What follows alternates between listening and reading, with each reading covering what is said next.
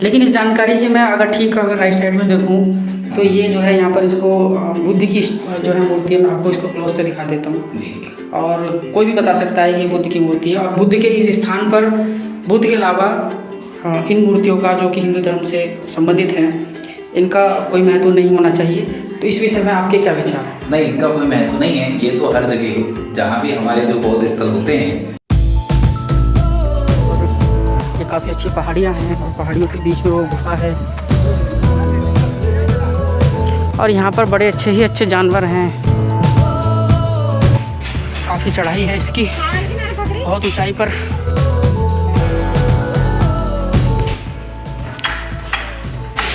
और आज हम दिखाएंगे आपको डुंगेश्वरी की गुफा। तो यहाँ तो बहुत ही अंधेरा है, मुझे फ्लैश की ज़रूरत पड़ेगी। गर्मी भी बहुत है, उमस है।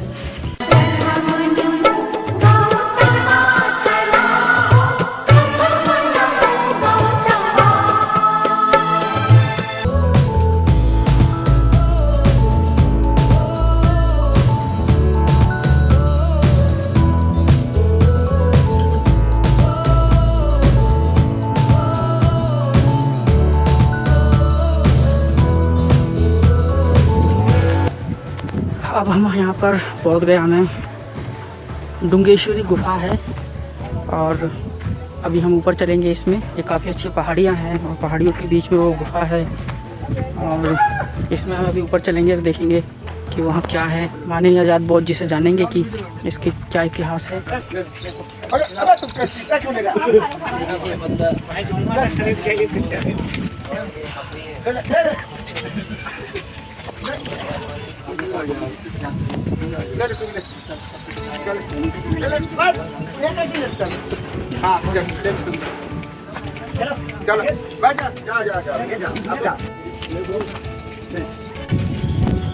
ये सीढ़ी है और ये स्लॉट है, क्योंकि ये स्लॉट ख़राब हो गया है, गाड़ी ऊपर नहीं जा सकती है। इसीलिए हम सीढ़ियों का माध्यम अपना रहे हैं, क्योंकि स्लॉट में चलने पर जो है वो फिसलने का डर रहता है। सीढ़ियाँ जो है वो ज़्यादा सूटेबल होती हैं ऊपर चलने के लिए। और यहाँ पर बड़े अच्छे जानवर हैं, बकरियाँ बैठी हैं, कुत्ते हैं और वहाँ पर जो है देखिए आप, और ये लंगूर हैं, बंदर हैं, लंगूर हैं, बंदर हैं। काफ़ी चढ़ाई है इसकी, बहुत ऊंचाई पर ये गुफा है डुंगेश्वरी की। बंदे जी बदनामी।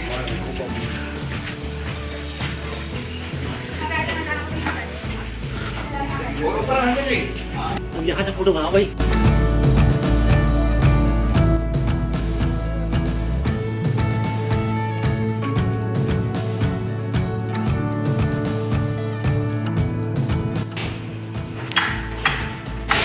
और आज हम दिखाएंगे आपको डुंगेश्वरी की गुफा और इसमें हम अंदर प्रवेश कर रहे हैं और ये बहुत ही ख़तरनाक है। पहले मैं एक बार बाहर से दिखा देता हूँ ताकि आपको ये ना लगे कि हम कोई झूठी गुफा दिखा रहे हैं। ओह, यहाँ तो बहुत ही अंधेरा है, मुझे फ्लैश की ज़रूरत पड़ेगी। लाइट जलाइए। और काफ़ी अंधेरा है, लेकिन जो गर्मी भी बहुत है, उमस है। और देखेंगे आप, मैं ऊपर चढ़ जाऊँ और आप देखें कि जो कहानी में आपने सुना होगा कि बुद्ध एक बार जो है बिना खाए पिए जो है वो बिल्कुल उनकी हड्डियाँ मांस को छू गई और उनके शरीर में मांस बचा नहीं। ये उस अवस्था में यहाँ पर देखिए तथागत बुद्ध की जो है वो आज भी मूर्ति लगाई गई है, ताकि उसको हम स्मरण कर सकें, उस स्थिति को हम जान सकें। और तथागत बुद्ध, आप बंते जी बताइए इसके बारे में कुछ। ये डुंगेश्वरी माता है। हाँ, ये दुर्गा माता है, इन्हीं के नाम से ये जगत प्रसिद्ध है डुंगेश्वरी पर्वत। ये गुफा ये माता जी का प्राचीन है। हम भी स्वयं इनको किसी ने बनाया ना बैठाया गया। हाँ, मैं अपने गौतम बुद्ध भगवान 6 साल मेडिटेशन किए हैं। हाँ, इसके बाद गए थे सुजातागढ़ के एक राजकुमारी थी, हाँ, जिसने सोने को प्रांत में गौतम बुद्ध को खीर खिलाई थी। गौतम बुद्ध का पहला उपदेश सोने पे मिला था। हाँ, ये को तार के इतना मलाई मत कर दीजिए कि स्वाद लेना निकलता है। हाँ, मध्यम मार्ग को अपनाइए। हाँ, वही कुछ खीर खा के वो अपना मध्यम मार्ग अपनाए। उसके बाद गए मेन टेम्पल। हाँ, मेन टेम्पल में कुछ दिन मेडिटेशन किए तो होंगे। बुद्ध पूर्णिमा को इनको 12 बजे गया था। अच्छा। बंदे जी, आपकी क्या जानकारी है इस विषय में?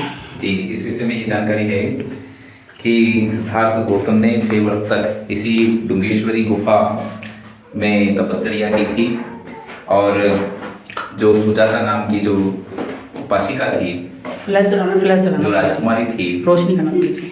तो उन्होंने एक मन्नत बरगद के वृक्ष से मांग रखी थी कि यदि मेरे घर पुत्र लाभ होगा, मुझे पुत्र का जन्म होगा, तो मैं उस बरगद के वृक्ष को कुछ भेंट चढ़ाऊंगी। तो संयोग बस ऐसा रहा कि उसको उस समय पुत्र लाभ प्राप्त हुआ, तो उसने अपनी दासी पुन्ना को यहाँ जो बरगद का वृक्ष था यहाँ पर, उसके नीचे सिद्धार्थ गौतम बैठे हुए थे, तो उसने अपनी पुन्ना नाम की दासी को यहाँ भेजा साफ सफाई करने के लिए। तो जब साफ सफाई करने के लिए वहाँ बरगद के पेड़ के पास आती है यहाँ पर, तो वो देखती हैं कि वहाँ पर सिद्धार्थ गौतम बैठे हुए थे और सिद्धार्थ गौतम बिल्कुल सूख गए थे। जैसे आप मूर्ति में भी देखो ये प्रदर्शित किया है कि उनकी हड्डियाँ पूरी तरीके से दिख रही हैं, बिल्कुल पूरा मांस सूख चुका है क्योंकि उन्होंने 6 वर्ष तक कुछ खाया नहीं था, तो इसलिए बहुत कमजोर हो गए थे। तो पुनः जो सुजाता की दासी थी, उसने जब देखा तो वो आश्चर्यचकित रह गई और उसने सोचा कि मेरी मालकिन जो भेंट चढ़ाने जा रही हैं, तो उसको स्वीकार करने के लिए वृक्ष देवता यहाँ विराजमान हो गए हैं। तो वो, क्योंकि वो जो थी पुन्ना, वो हिंदू मानसिकता की थी और सुजाता भी जो थी वो भी हिंदू मानसिकता की थी, इसलिए तो उसने मन्नत मांगी थी, क्योंकि बुद्धिज्म में तो मन्नत का कोई लेना देना ही नहीं है। हिंदू धर्म में ये सब मन्नत का जिक्र है कि वो मन्नत मांगते हैं। तो उसी हिसाब से पुन्ना ने भी ये सोचा कि यहाँ वृक्ष देवता विराजमान हुए हैं, वृक्ष देवता खुद आ गए हैं। तो वो दौड़ करके अपनी मालकिन के पास गई, सुजातागढ़ जहाँ से भी हम आए हैं वहाँ गई और अपनी मालकिन को कहा कि मालकिन, आज तो वृक्ष देवता आपकी भेंट लेने के लिए वहाँ पर आ गए हैं।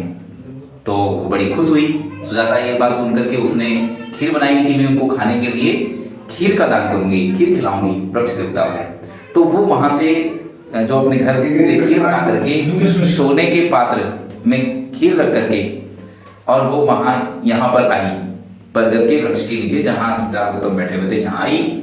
यहाँ आकर के उसने सिद्धार्थ गौतम को खीर दी। सिद्धार्थ गौतम ने खीर खाने से इनकार कर दिया। तो उसने कारण पूछा कि आप मेरी खीर स्वीकार क्यों नहीं कर रहे हैं? तो सिद्धार्थ गौतम ने कहा कि मैं दुख के कारणों को जानना चाहता हूँ, दुख के निवारणों को जानना चाहता हूँ। ये मेरा लक्ष्य है, ये मेरा टारगेट है, ये मेरा संकल्प है, इसको मैं पूरा करना चाहता हूँ। और मैंने संकल्प लिया है कि मैं बिना खाए पिए तपस्या करूँगा और जो मेरा उद्देश्य है उसको पूरा करूँगा। तो सुजाता उनको कहती हैं कि भूखे रह करके आप किस प्रकार से ज्ञान प्राप्त कर सकते हैं? जब आप तो का मन ही शांत नहीं रहेगा तो फिर आप ज्ञान प्राप्त नहीं कर पाएंगे।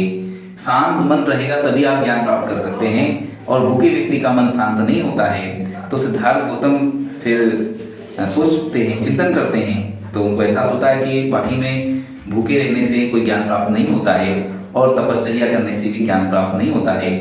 भूखे रह करके तपश्चर्या करके अपने शरीर को कष्ट दे करके कोई ज्ञान प्राप्त नहीं कर सकता, बल्कि अपना जीवन और अपना समय व्यर्थ कर सकता है। ये वो एहसास करते हैं।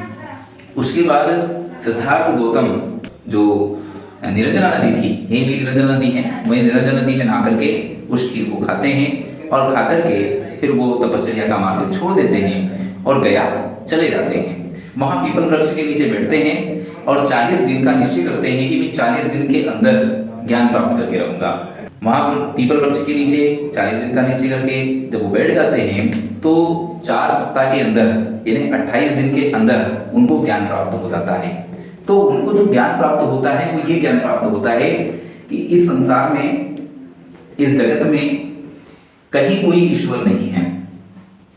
ईश्वर भी नहीं है, आत्मा भी नहीं है, परमात्मा भी नहीं है, भूत भी नहीं है, चुड़ैल भी नहीं है, डाकन भी नहीं है, प्रेत भी नहीं है, कुछ नहीं है। लेकिन पूरा जो संसार है, जो जगत है, वो इन सब में उलझा पड़ा है। वो ईश्वर है नहीं, लेकिन ईश्वर को मानता है और मानता ही नहीं तो उससे डरता है, खोजने का प्रयास। हाँ, डरता है, खोजने का प्रयास करता है। तो वो जो डर है ईश्वर का, उसके कारण वो दुखी रहता है। तो फिर सिद्धार्थ गौतम कहते हैं कि संसार में दुख है, क्यों है? क्योंकि वो काल्पनिक ईश्वर को मानता है। ईश्वर है नहीं, आत्मा है नहीं, लेकिन उससे मानता है और उससे डरता है। तो फिर सिद्धार्थ गौतम कहते हैं कि संसार में दुख है, दुख का कारण है, उसका निवारण है। निवारण क्या है? ईश्वर को मानना छोड़ दीजिए, आत्मा परमात्मा पर विश्वास करना छोड़ दीजिए, आपके दुखों का निवारण हो जाएगा। और निवारण का मार्ग क्या है? तो निवारण का मार्ग है कि जो धर्म की शिक्षाएं हैं, जो मानव कल्याण की शिक्षाएं हैं, जो वैज्ञानिक दृष्टिकोण पर खरी उतरती हैं, जो तर्क की कसौटी पर खरी उतरती हैं, जो वास्तविक ज्ञान है, उस ज्ञान को आप स्वीकार करिए, जो बुद्ध की धम्म देशना है, जो कि मानव कल्याण के लिए है। बंदे जी, मैं आपको क्षमा चाहूँगा आज़ाद बौद्ध जी, ये जो यहाँ पर तो आपने इतनी सारी जानकारी दी जी, लेकिन इस जानकारी की मैं अगर राइट साइड में देखूँ तो ये जो है यहाँ पर इसको बुद्ध की जो है मूर्ति है, मैं आपको इसको क्लोज से दिखा देता हूँ जी। और कोई भी बता सकता है कि ये बुद्ध की मूर्ति है। और बुद्ध के इस स्थान पर बुद्ध के अलावा इन मूर्तियों का जो कि हिंदू धर्म से संबंधित हैं, इनका कोई महत्व नहीं होना चाहिए। तो इस विषय में आपके क्या विचार हैं? नहीं, इनका कोई महत्व नहीं है। ये तो हर जगह जहाँ भी हमारे जो बौद्ध स्थल होते हैं, वहाँ हिंदू लोग उनको कब्जा करने के लिए, उनको हड़पने के लिए वहाँ मूर्तियाँ वगैरह लगा देते हैं। जैसे काउंटर क्वेश्चन करने का मेरा मन था कि मैं काउंटर क्वेश्चन करता, लेकिन वो यहाँ से जो यहाँ पर अभी बता रहे थे वो यहाँ से चले गए बाहर, और अगर वो यहाँ होते तो मैं उनसे बात। तो ये हिंदू लोग हमारे जो बुद्धिस्ट स्थान हैं, बुद्ध के जो स्थान हैं, उनको हड़पने के लिए ऐसी साजिशें रचते रहते हैं और उनसे जुड़ी हुई काल्पनिक कहानियाँ, कथाएं घड़ देते हैं और हमारे लोगों को गुमराह करते हैं, बेवकूफ़ बनाते हैं। उससे हमारे लोग बहुत जल्दी बेवकूफ़ बन जाते हैं, क्योंकि ज्ञान का अभाव होता है और वो उनकी बातों में आ जाते हैं, गुमराह हो जाते हैं।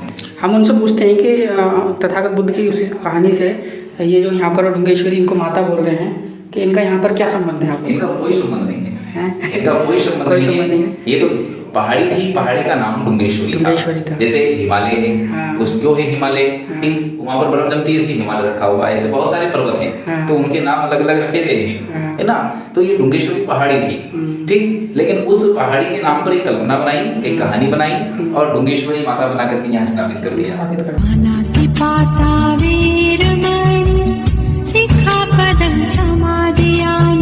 अदन्नदाना वेरमणि सिक्खपदं समादियामि।